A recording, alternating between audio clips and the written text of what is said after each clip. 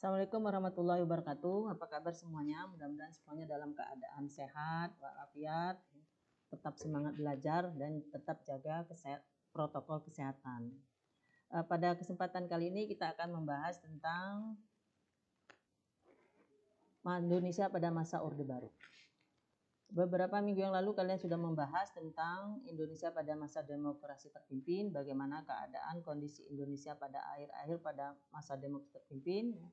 Itu diakhiri dengan peristiwa G30S PKI.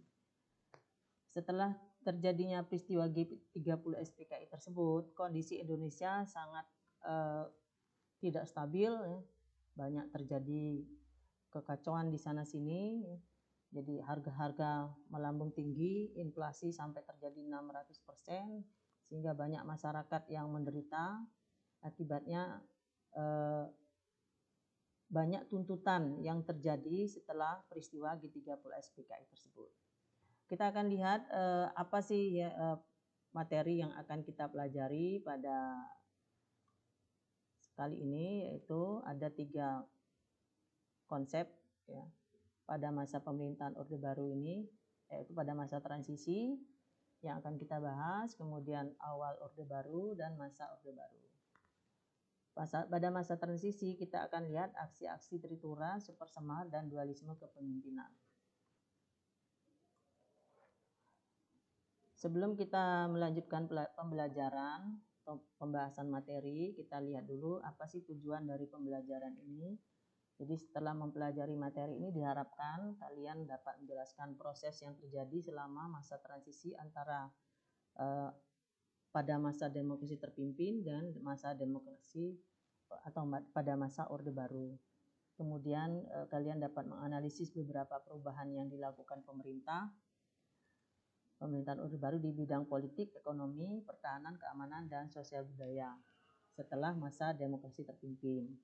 Kemudian yang ketiga, kalian dapat mengambil hikmah dari berbagai peristiwa yang terjadi selama masa pemerintahan Orde Baru. Apapun yang sudah terjadi, sejarah yang sudah lalu, itu semuanya ada hikmahnya, semuanya ada nilai positif yang bisa kita ambil. Nah, kita lihat sekarang masa transisi. Sebelum masuk Orde Baru, jadi pergantian antara masa demokrasi terpimpin dengan masa Orde Baru itu ada masa yang disebut dengan transisi, di mana masa inilah nantinya akan atau saat inilah nantinya akan menentukan perubahan orde atau perubahan pemerintahan yang terjadi di Indonesia. Apa sih aksi Tritura itu? Ya, Tritura itu adalah 3 tuntutan rakyat. Jadi merupakan aksi dari masyarakat, pemuda, terutama mahasiswa, yang menuntut pemerintah untuk mengatasi keadaan yang tidak stabil setelah terjadinya peristiwa G30S PKI. Isi dari Tritura itu antara lain yaitu meminta pemerintah membubarkan PKI, kemudian membersihkan kabinet dari unsur-unsur PKI, dan menurunkan harga atau melakukan perbaikan ekonomi. Itu adalah 3 tuntutan rakyat. Jadi mahasiswa-mahasiswa yang ada, kalau kita perhatikan dari awal, semua peristiwa penting yang terjadi atau perubahan yang terjadi di negara kita itu rata-rata memang dilakukan oleh pemuda. Mulai dari awal pada saat proklamasi itu pemuda yang mendorong ya. Kemudian demokrasi terpimpin ya, menuju demokrasi atau menuju Orde Baru juga pemuda. Nah, nanti setelah akhir masa Orde Baru juga pemuda juga yang menggerakkan menjadi masa reformasi ya. Setelah Orde Baru nanti ada masa reformasi pada tahun 98 ya. Itu juga pemuda ya. Kita lihat situasi sekarang juga banyak demonstrasi yang dilakukan oleh mahasiswa untuk menuntut sesuatu yang kurang pas untuk masyarakat, dilakukan banyak oleh mahasiswa.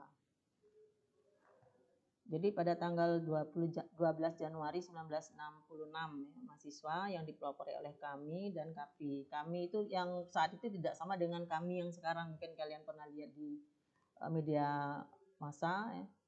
Sekarang juga ada namanya kami. Kalau yang sekarang itu kami itu singkatannya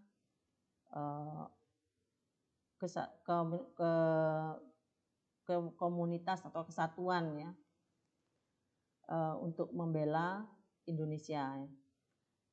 Kalau kami saat itu adalah Kesatuan Aksi Mahasiswa Indonesia. Kemudian KAPI Kesatuan Aksi Pelajar dan Pemuda Indonesia. Jadi sebagian besar memang pemuda yang melakukan aksi tersebut. Kemudian setelah adanya aksi tersebut, situasi makin tidak stabil. Akhirnya beberapa perwira tinggi dari Angkatan Darat, Angkatan Laut, dan Udara mendatangi Soekarno untuk segera mengambil tindakan agar suasana tidak berkepanjangan, ya, suasana yang tidak stabil tidak berkepanjangan. Akhirnya Soekarno mengeluarkan Supersemar, surat.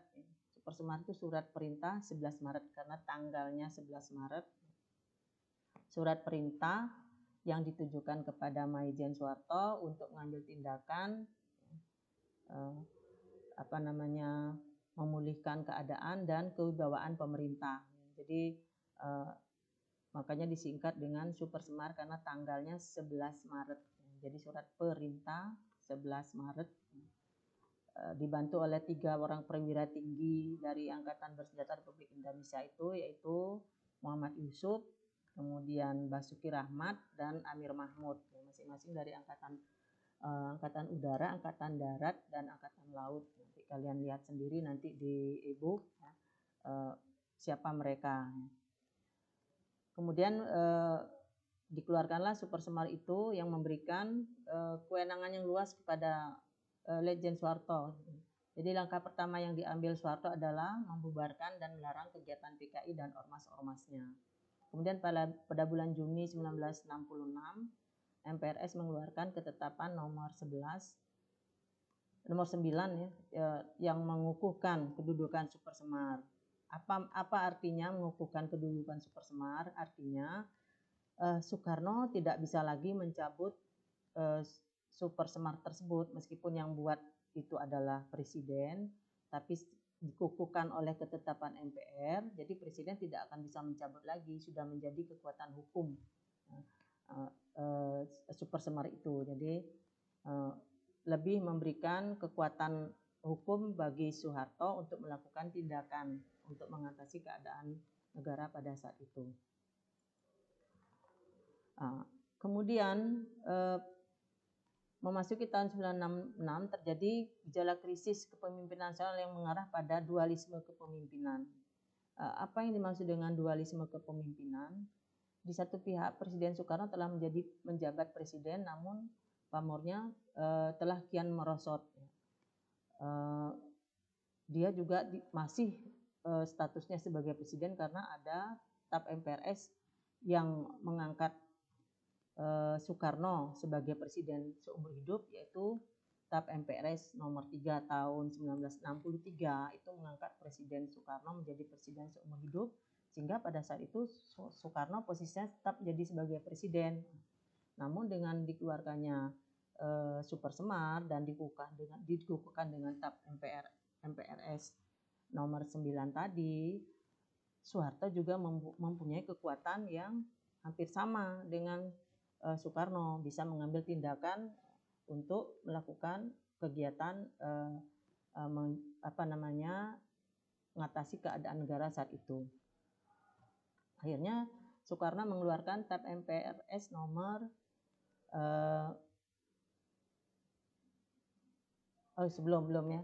ketetapan MPRS nomor 14 ya, tahun 66 menyatakan jika presiden berhalangan hadir atau berhalangan atau sakit mungkin ya, kedudukannya digantikan oleh pemegang mandat Supersemar. Nah, ini TAP MPRS inilah yang menjadi dualisme kepemimpinan ya. Jadi jadi kuat ya kedudukannya. Nah, memang saat itu Soekarno juga dalam kondisi sakit, jadi dianggap berhalangan, di samping juga sudah menurun popularitasnya atau pamornya, kepercayaan masyarakat sudah mulai menurun. Kemudian barulah TAP MPRS nomor 13 tahun 66 tentang penugasan kepada pengembang amanat mandat Supersemar untuk membentuk kabinet Ampera. Ya. Mulailah Soeharto melakukan beberapa tindakan atau kebijakan untuk mengatasi keadaan yang tidak stabil saat itu.